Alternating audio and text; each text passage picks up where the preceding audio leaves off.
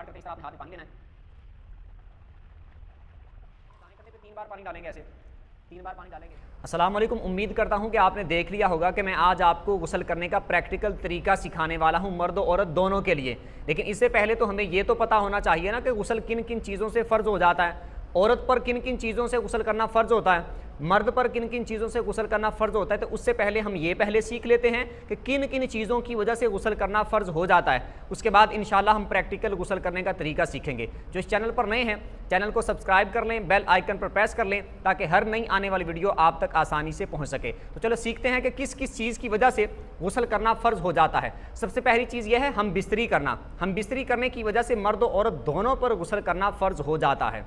अब हम बिस्तरी करने से मुराद ये नहीं है, थोड़ी सी इसकी वजाहत कर दूं, हम बिस्तरी करने से मुराद ये नहीं है कि पूरी मुकम्मल हम बिस्तरी कर ली हो, दोनों का मादा खारिज हो गया हो तो गुस्ल करना फ़र्ज़ होगा, ऐसा नहीं है। मर्द और औरत की शर्मगाहें जब आपस में मिल जाएंगी तो ऐसी सूरत में दोनों पर, मर्द पर भी और औरत पर भी गुस्ल करना फ़र्ज़ हो जाएगा। बाद में हम बिस्तरी मुकम्मल करते नहीं करते वो बाद का मैटर है।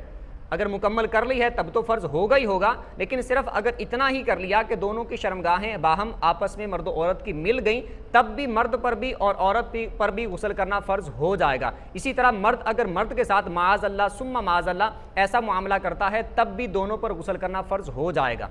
यानी ये मैं जो चीज़ नाजायज़ है, हराम है, वो अपनी जगह पर है, मैं सिर्फ गुस्ल फ़र्ज़ होने की बात कर रहा हूँ कि गुस्ल किस किस चीज़ से फ़र्ज़ हो जाएगा। तो इस वजह से अगर किसी को कोई मेरा जुमला, कोई बात बुरी लगे तो उसके लिए माज़रत चाहता हूँ, लेकिन मैं सिर्फ गुस्ल फ़र्ज़ होने का सबब बता रहा हूँ कि इस सबब की वजह से, इस वजह से भी गुस्ल फ़र्ज़ हो जाएगा। तो मर्द मर्द के साथ ऐसा मामला करेगा तब भी गुस्ल दोनों पर फ़र्ज़ हो जाएगा। एक चीज़ ये क्लियर हो गई।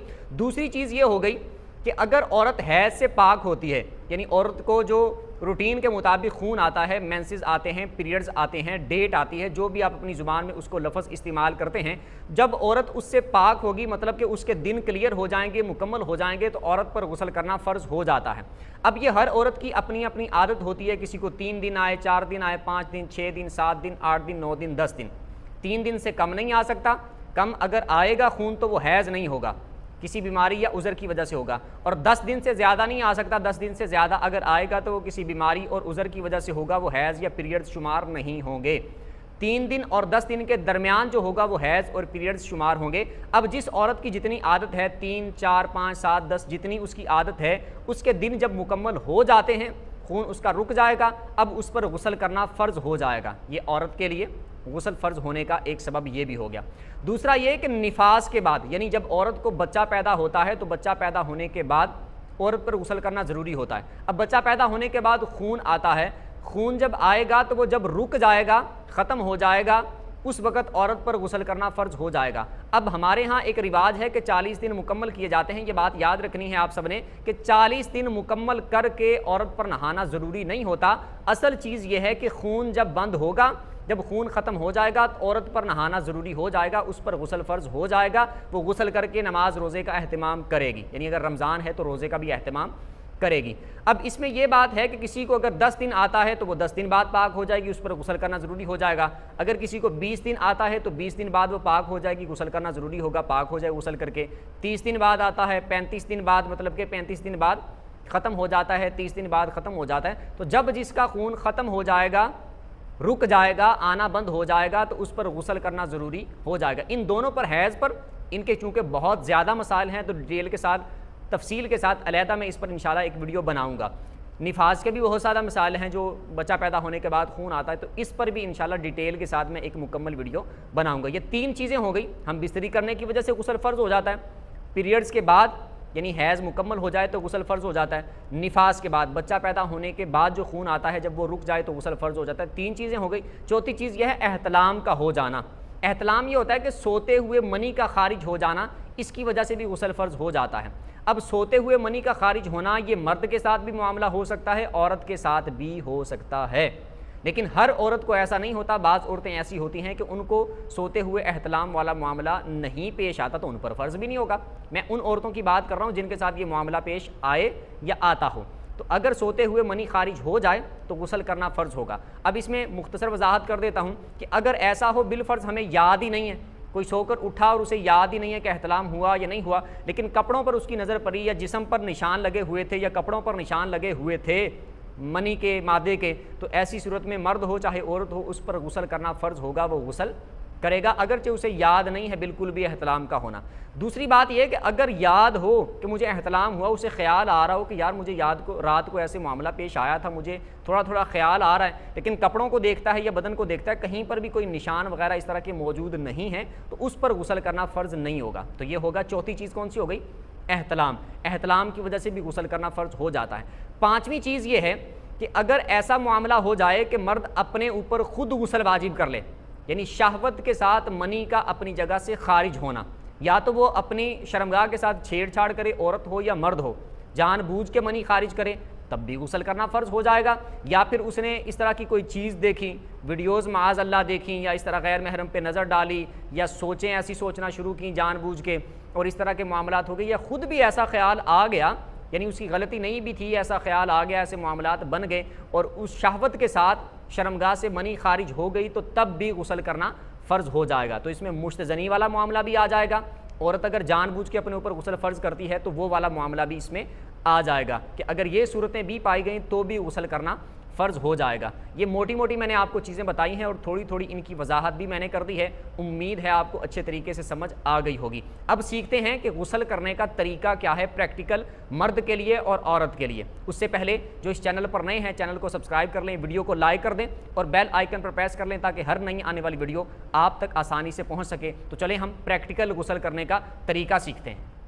अच्छा, मैंने गुस्ल करने के लिए ये थोड़ा सा पानी लिया है और ये एक गिलास लिया है। मुझे फ़िलहाल यही चीज़ें मुयस्सर आई, तो ये इतना पानी भी तो नहीं है जिससे मुकम्मल गुस्ल किया जा सके, लेकिन आप लोगों को जो बताना मकसद है, जो प्रैक्टिकल तरीका सिखाना मकसद है, वो इंशाल्लाह इससे पूरा हो जाएगा।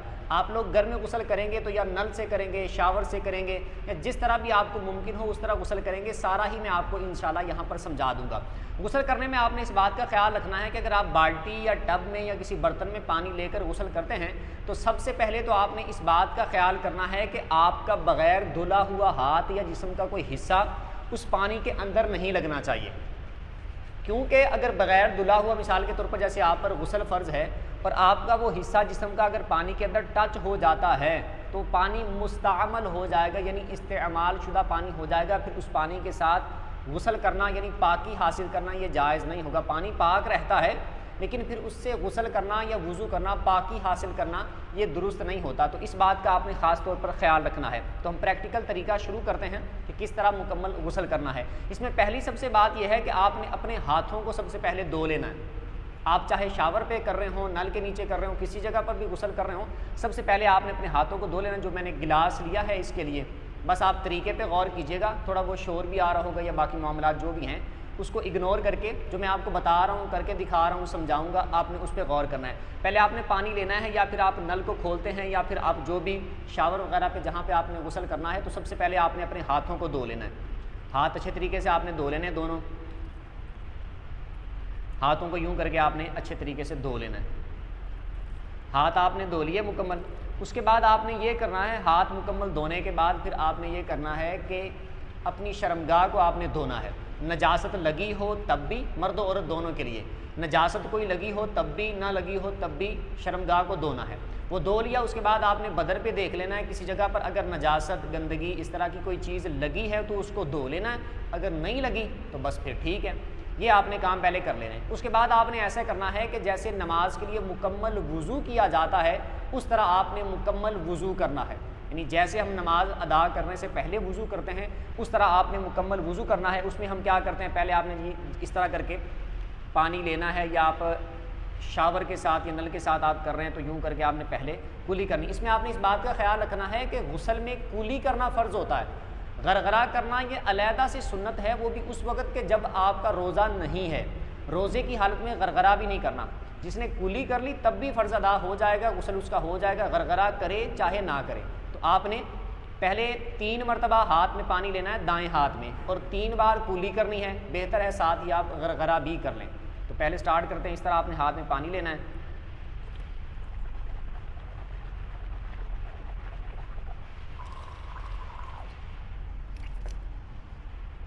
दूसरी मरतबा फिर इसी तरह लेना है,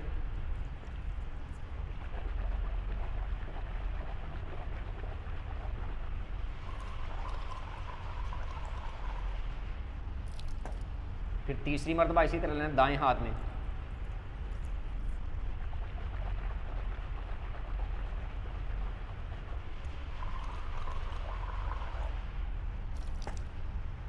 उसके बाद आपने ये करना है कि दाएं हाथ में ही पानी लेना है आपने, और फिर नाक में पानी जो डालना है वो दाएं हाथ से डालना है। बाज़ लोग इसमें बाएं हाथ से डाल रहे होते हैं। बाएं हाथ से नाक साफ करना होता है, पानी दाएं हाथ से ही डालना है। तो हम 3 बार इस तरह पानी लेंगे दाएं हाथ में और लेकर नाक में पानी डालेंगे, और नाक में जब पानी डालना है तो ऊपर की तरफ खींचना है, ऊपर की तरफ खींचना है ताकि नरम हड्डी तक पानी पहुंच जाए।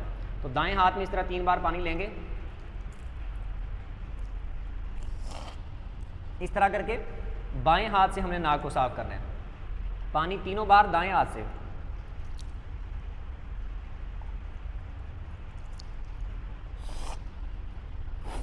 नाक को साफ करना है, ये सुराखों में आपने उंगली इस तरह दाखिल करनी है, तो ये छोटी उंगली आप दाखिल कर सकते हैं। बाएं हाथ से नाक साफ करेंगे, पानी हम दाएं हाथ से ही डालेंगे। ये आपने 2 चीज़ें अदा कर ली। अब असल में तो आप वुज़ू कर रहे हैं, लेकिन ये गुस्ल के भी 2 फ़र्ज़ आपने अदा कर लिए, क्योंकि गुस्ल में 3 फ़र्ज़ होते हैं ना, कुली करना, नाक में पानी चढ़ाना और पूरे बदन पे पानी बहाना। तो ये 2 फ़र्ज़ हमने गुस्ल के भी अदा कर लिए, लेकिन कर हम वुज़ू रहे हैं। तो ये 2 चीज़ें कर ली। उसके बाद क्या करना होता है वुज़ू में? उसके बाद वुज़ू में करना होता है कि मुकम्मल चेहरा धोना है। तो मुकम्मल चेहरा धो लेंगे हम। इसमें भी आपने अगर टब या पानी में आप कर रहे हैं ना, तो आपके छींटे नहीं गिरने चाहिए। 3 बार इस तरह धो लेना है।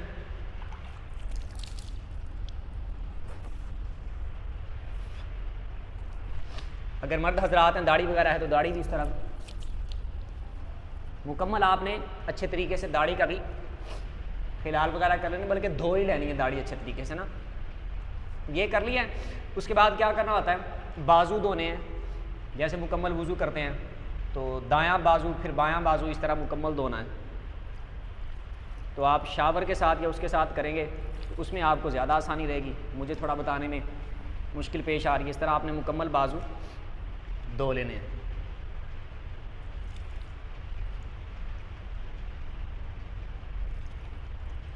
मुकम्मल धो लिए। 3-3 बार आपने धोने हैं, और 3-3 बार की भी बस ज़रा तारीफ समझ लें, मैं आगे चल के भी बता दूंगा आपको। जब कंधों पे पानी डालना होता है ना, 3-3 बार से मुराद ये होता है कि उस उज़्व पर कम अज़ कम 2 बूंद पानी बह जाए, ये धोने की तारीफ होती है।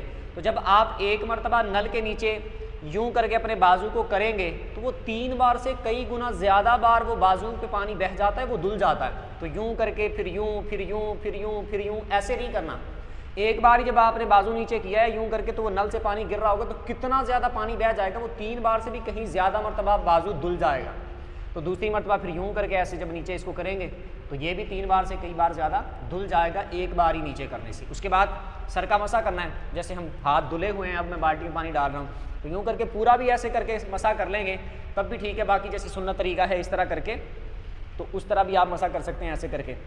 और मुकम्मल आपने जैसे नमाज के लिए मसा किया जाता है उस तरह आपने मसा कर लेना। अब मसा करने के बाद पाँव धोने का मसला सुन लें। पाँव धोने का गुस्ल में मसला ये होता है कि गुस्ल में आपने अगर ऐसी जगह पे गुस्ल कर रहे हैं कि जहाँ पर पानी ठहर जाता है, रुक जाता है, नीचे पानी जमा हो जाता है, साथ साथ निकलता नहीं है, तो वहाँ पर आपने पाँव छोड़ देने, क्योंकि आप पानी के अंदर आपके पाँव हैं, पानी वहाँ पे जमा होता है, तो वहाँ पर आपने पाँव नहीं धोने, पाँव को छोड़ देना है। आखिर में एंड में पूरा मुकम्मल गुस्ल करने के बाद आपने धोने हैं। लेकिन ऐसी जगह पर जहाँ गुस्ल करना है, जैसे हमारे यहाँ आम वाशरूम होते हैं कि पानी साथ साथ जाता रहता है, पाइप के ज़रिए से निकलता रहता है, तो वहाँ पर पाँव भी साथ धो लेने। अब पाँव धोने हैं साथ, तो पहले दायां पाँव धोना है, फिर उसके बाद बायां पाँव हमने धोना है। मुकम्मल टखनों समेत इस तरह करके पाँव ये धो लेने अच्छे तरीके से। ये भी 3-3 बार, जब एक बार नीचे करेंगे ना, उसके नल के नीचे आपने एक बार जब पाँव कर लिया तो वो 3 बार से भी कहीं ज़्यादा मरतबा धुल जाएंगे एक बार ही नल के नीचे करने की वजह से। अच्छे तरीके से पाँव आपने धो लेने। पाँव अच्छे तरीके से धो लिए, उसके बाद आपने करना है, अब ये वुज़ू हमारा मुकम्मल हो गया। जैसे नमाज से पहले वुज़ू किया जाता है वो वुज़ू मुकम्मल हो चुका। अब हमने ये करना है कि 3 बार दाएं कंधे पे पानी डालना है और 3 बार बाएं कंधे पे पानी डालना है। वही बात जो मैं पहले कर रहा था कि ऐसे नहीं करना कि एक बार आप ये कंधा नल के नीचे करना है, फिर ये करें, फिर ये करें, फिर ये करें, फिर ये, ऐसे नहीं करना। जब आप एक ही मरतबा कंधा नल के नीचे यूं करके करेंगे तो वो 3 बार से भी कई बार ज़्यादा धुल चुका होगा, क्योंकि धोने की तारीफ ये है कि एक उस पर कम अज़ कम 2 कतरे पानी बह जाए। तो जैसे पहले दाएं कंधे पे 3 बार पानी डालेंगे, ऐसे 3 बार पानी डालेंगे, फिर बाएं कंधे पे 3 बार पानी डालेंगे। ये जो मैं एक बार ही डाल रहा हूँ ना, आपने एक मरतबा जब उसके नीचे करना है अपने कंधे को, नल के नीचे आपने किया या शावर के नीचे किया, तो वो 3 बार से भी कई बार ज़्यादा आपका कंधा धुल चुका है, उस पर पानी बह चुका है। फिर आपने इसी तरह 3 बार बाएं कंधे पे पानी डालना है। तो उस तरह जिस तरह मैंने आपको बता दिया वो कर लीजिएगा। ये समझ लीजिएगा 3 बार हो गया। 3 बार इस तरह पानी डाल लिया, उसके बाद फिर सर पे पानी डालना है और सर से लेकर फिर पाँव तक मुकम्मल पूरे पे पानी डाल लेना है।